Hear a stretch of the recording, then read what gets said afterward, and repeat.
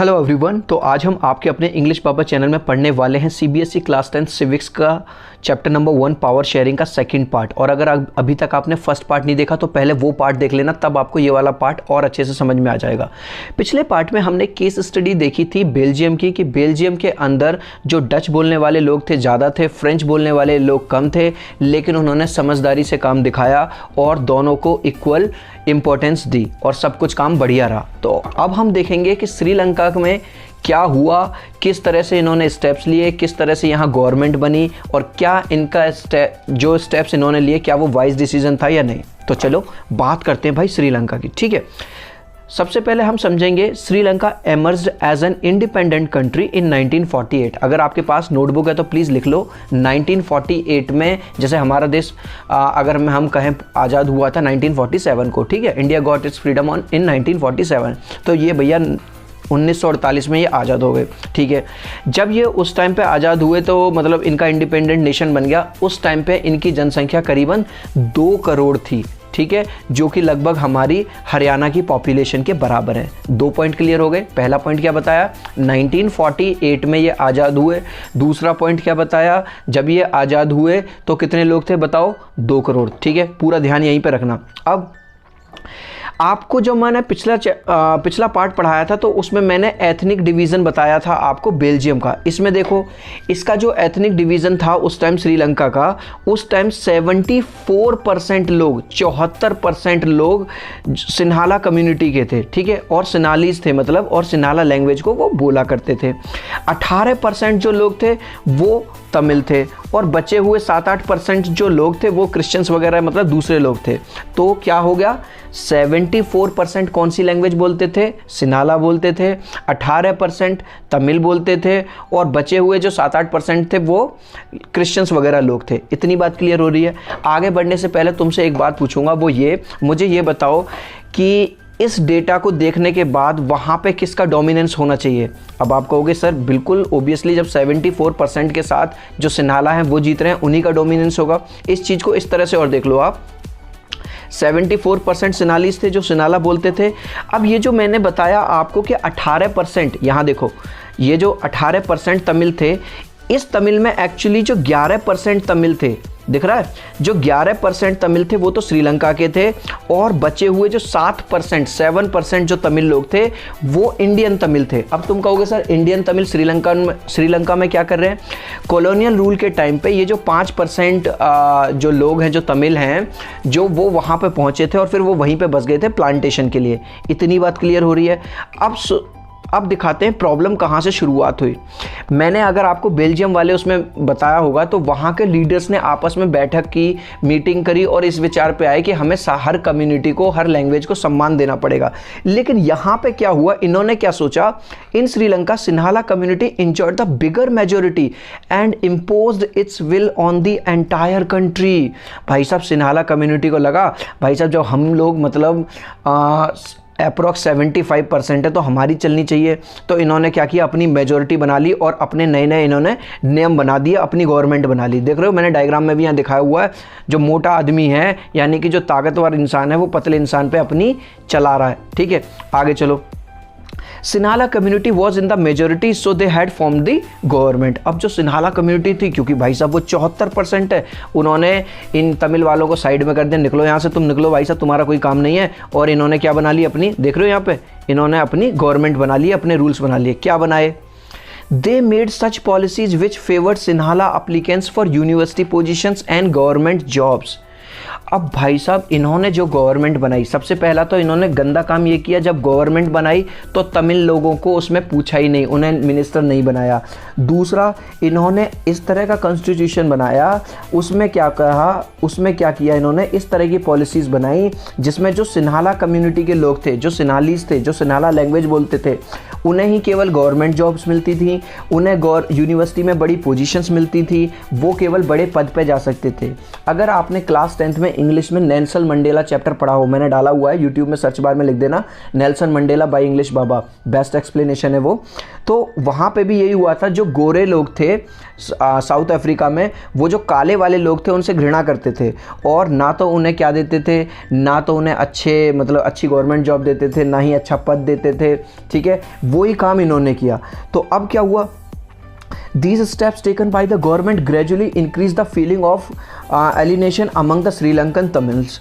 अब जाहिर सी बात है, सपोज करो क्लास की एक मैडम है, वो केवल जो एक ख़राब बच्चा उस पर बिल्कुल भी ध्यान ना दे, अगर वो अच्छा काम कर रहा है तो भी उस पर ध्यान ना दे क्योंकि वो गरीब है या जो भी है, तो ओबियसली उस बच्चे को बुरा लगेगा।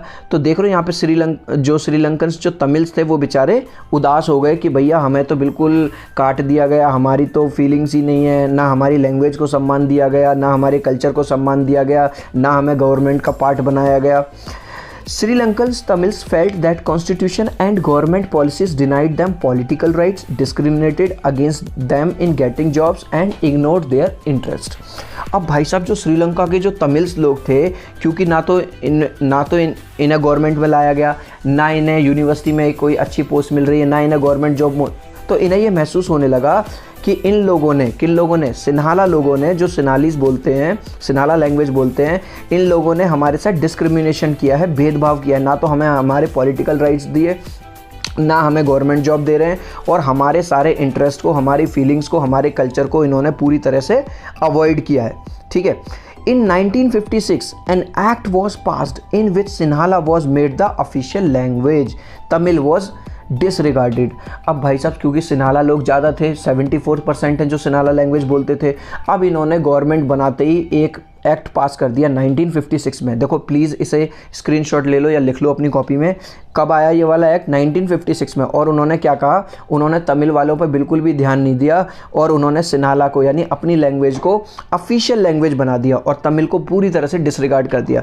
अब जो सिन्हाला के लोग थे वो तो भाई साहब खुश हो गए, देख रहे हो क्या उछल रहे हैं बेटे, और जो तमिल लोग थे वो बेचारे उदास हो गए, देखो ये रो रहे हैं बेचारे। ठीक है, आगे चलते हैं। Sri Lankan Tamils launched parties and struggles for the recognition of Tamil as an official language।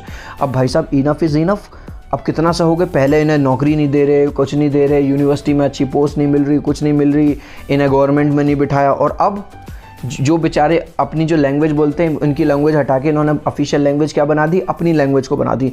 अब तो भाई साहब इन्होंने पार्टी बना ली, इन्होंने भी स्ट्रगल करना शुरू कर दिया, इन्होंने सोचा कब तक सहेंगे आखिर, और देख रहे हो भाई साहब डायग्राम में, ओए हो इन्होंने भाई साहब मतलब जुलूस निकालने शुरू कर दिए। इस वाले आदमी की ज़रा नाक देखना भाई साहब कितनी पैनी है, अगर किसी में लग जाए तो उसका कत्ल हो जाए, ओए हो। चलो आगे चलते हैं। The distrust between the two communities turned into a civil war. और ये भेदभाव इतना बढ़ गया दोनों कम्युनिटीज़ में कि भाई साहब ये बात आगे जुलूस निकलते निकलते, स्ट्रगल होते होते सिविल वॉर, युद्ध छिड़ गया। देख रहे हो लोग एक दूसरे को मार रहे हैं, वो उस वाली कम्युनिटी के इसको मार रहे हैं और इस वाली कम्युनिटी के उसको मार रहे हैं, सिविल वॉर शुरू हो गया। Thousands of people of both the communities were killed. अब देखो यार ये वाली बात तो जग जाहिर है कि कभी भी लड़ाई से, झगड़े से, मार से, पीट से किसी का कोई भला तो हुआ नहीं है। अब हुआ क्या, जाहिर सी बात है कि दोनों ही कम्युनिटी के, सिन्हाला कम्युनिटी के भी और तमिल कम्युनिटी की भी बहुत सारे लोग, हज़ारों लोग मारे गए। यहाँ पे मैंने आपको दिखा हुआ है ये मरे हुए लोग after the civil war. Many families were forced to leave the country as refugees and many most lost their livelihoods। अब क्या हुआ भाई, जाहिर सी बात है वो 74% थे, ये 18% थे, तो 18% 74% के सामने टिकेंगे कैसे। तो काफ़ी सारी फैमिलीज़ को वहाँ से भागना पड़ा, मतलब देश छोड़ के भागना पड़ा। ठीक है, एज अ रिफ्यूजी। रिफ्यूजी समझते हो, रिफ्यूजी का मतलब एक ऐसा पर्सन जो एक देश से दूसरे देश में शरण ले रहा है क्योंकि उसके देश में उसे परेशान किया जा रहा है, प्रॉब्लम है, या उसे खाना नहीं मिल रहा, या उसका मतलब जीवन वहाँ पे सही नहीं चल रहा। तो यहाँ पे क्या हो रहा था, क्योंकि इन लोगों को डिसरेस्पेक्ट कर रहे थे, इन्हें कुछ पावर्स नहीं मिल रही थी, युद्ध चल रहे थे, और बहुत सारे लोगों के लाइवलीहुड्स। अब तुम पूछोगे लाइवलीहुड्स क्या होता है। लाइवलीहुड होता है जैसे तुम्हारे पापा कोई काम करते हैं, ठीक है, तो वो आपके पापा का लाइवलीहुड है जिससे वो 2 पैसे मिलते हैं उन्हें, आपका घर चलता है। ठीक है। The civil war ended in 2009। और ये जो सिविल वॉर है भाई साहब 2009 में जाके ख़त्म हुआ। देखो यहाँ पे मैंने ख़त्म वाले डायग्राम्स दिए हुए हैं आपको। And caused a terrible setback to the social, cultural and economic life of the country. अब मैं आपको एक बात बताना चाहता हूँ, श्रीलंका में सिविल वॉर से पहले सब कुछ बहुत बढ़िया चल रहा था, इकोनॉमी भी बढ़िया चल रही थी, सब कुछ सही चल रहा था।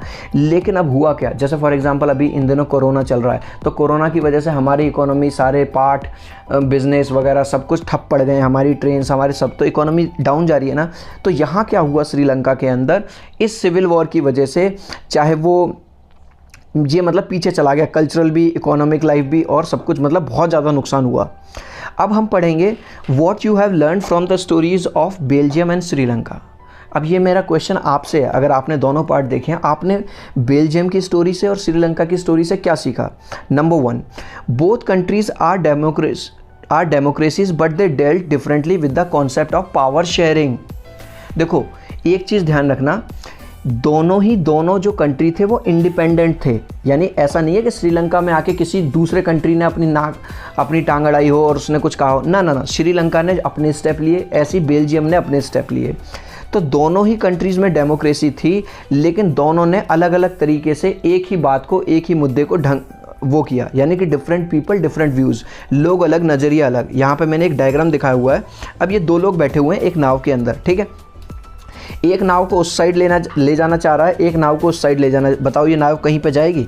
बिल्कुल नहीं जाएगी। आप तो फिजिक्स के स्टूडेंट हो, अगर 5 न्यूटन का फोर्स राइट साइड में लग रहा है और 5 न्यूटन का लेफ्ट साइड में, तो 0 हो गया, इसका मतलब वो कहीं नहीं जाएगी। तो ये वाला काम जो इस डायग्राम में दिखाई दे रहा है, ये तो किया श्रीलंका ने, लेकिन बेल्जियम ने बिल्कुल इसका उलट काम किया। दोनों एक जगह आ गए और दोनों ने एक दूसरे को सम्मान दिया, एक दूसरे की फीलिंग को समझा, एक दूसरे की कल्चर को समझा, एक दूसरे के लैंग्वेज को समझा, और सारे काम बहुत बढ़िया हो गए। ठीक है, इसका स्क्रीनशॉट ले लो। Number 2, in Belgium the leaders have realized that the unity of the country is possibility only by respecting the feelings and interest of the different communities and regions. Yes. अब भाई साहब जो बेल्जियम के जो leaders थे ना, वो कैसे लीडर थे? देखो यहाँ पे मैंने दिखा रखा है आपको, वाइज लीडर थे, बुद्धिमान लीडर थे। उन्होंने ये वाली बात समझ में आ गई थी उन्हें कि अगर देश के अंदर यूनिटी बनानी है तो हर कम्युनिटी के इंसान को, हर रीजन के इंसान को, हर लैंग्वेज बोलने वाले इंसान को सम्मान देना पड़ेगा, इक्वलिटी देनी पड़ेगी। और यहाँ पे उल्टा काम किया श्रीलंका ने। This resulted in mutually acceptance arrangements for sharing power. और जाहिर सी बात है, जब डच वाले लोगों ने फ्रेंच वालों को सम्मान दिया, तो फ्रेंच वालों ने ब्रुसेल्स के अंदर डच वालों को सम्मान दिया। ठीक है जी। Sri Lanka shows that if majority community wants to force its dominance over other and refuses to share power, it can undermine the unity of the country. लेकिन श्रीलंका के एग्जाम्पल से हमें ये वाली बात पता चल जाता है, अगर कोई मेजॉरिटी कम्युनिटी फोर्सफुली अपना डोमिनेंस जमाना चाहे किसके ऊपर, उस कम्युनिटी के ऊपर जो कि पावर में नहीं है या कम है, तो वो जो कम्युनिटी या जो लोग कम हैं उसके ऊपर अपना आधिपत्य, अपना जो है अपना राज जमा सकती है। जैसा कि मैंने यहाँ पे दिखाया हुआ है आपको एक तराजू की हेल्प से, यहाँ पे ज़्यादा लोग बैठे हैं, वहाँ पे कम लोग बैठे हैं, तो ये लोग इधर हैं, तो जो पलड़ा है वो इस तरफ बैठा हुआ है। तो ये वाला एग्जाम्पल हमें किससे सीखने को मिलता है? श्रीलंका से देखने को मिलता है। अब मैं कमेंट सेक्शन में, मुझे आपके कमेंट चाहिए कि आपके हिसाब से किसने बढ़िया किया। आपके हिसाब से श्रीलंका ने बढ़िया किया या आपके हिसाब से बेल्जियम ने बढ़िया किया? ठीक है, मुझे कमेंट सेक्शन में ज़रूर बताना। और इसके बाद मैं आपके लिए लेके आ रहा हूँ इसका 3rd पार्ट, और 3rd पार्ट में ये चैप्टर ख़त्म हो जाएगा। चैनल पे पहली बार आए तो चैनल को सब्सक्राइब कर लेना, वीडियो को लाइक करना बिल्कुल मत भूलना। बहुत मेहनत लगती है आपके लिए ऐसी वीडियो बनाने में। फिर से मिलता हूँ आपके साथ 3rd पार्ट में। बाय।